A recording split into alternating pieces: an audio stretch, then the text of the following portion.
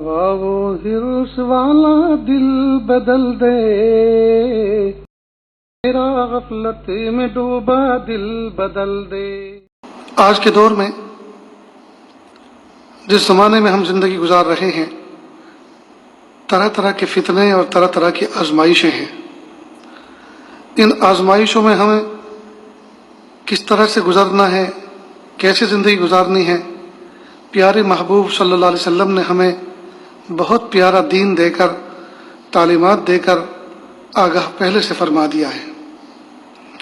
محبوب صلی اللہ علیہ وسلم کی ایک دعا ہے جو محبوب صلی اللہ علیہ وسلم کی معمولات میں داخل تھی، اللہم انی اعوذ بک من الفتن ما ظہر منہا وما بطن۔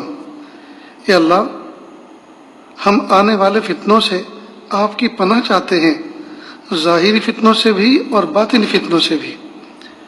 یہ کتنی پیاری دعا ہے کہ انسان جب دنیا میں آیا ہے تو اس کو طرح طرح کی آزمائشوں سے یہاں گزرنا ہے، تو ان آزمائشوں سے کیسے پار گزرے، کس طرح سے نجات حاصل کرے، تو ظاہر ہے اللہ تعالیٰ کی ذات کی طرف رجوع کیے بغیر چھٹکارا ملنا مشکل ہے۔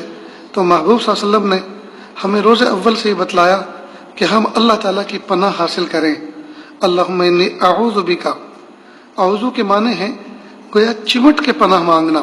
جیسے کوئی بچہ چھوٹا سا ہو، منا سا ہو، اور اس کو کوئی خطرہ نظر آ رہا ہو تو اپنے ابو کے پیروں سے چمٹ جاتا ہے اور کہتا ابو بچا لیجئے، تو باپ جھکتا ہے، اس کو اور اپنی پناہ میں لے لیتا ہے۔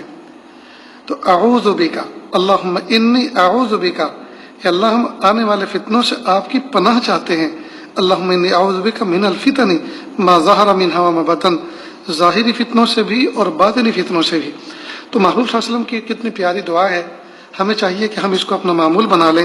اللہم انی اعوذ بک من الفتن وما ظہر منہا وما بطن۔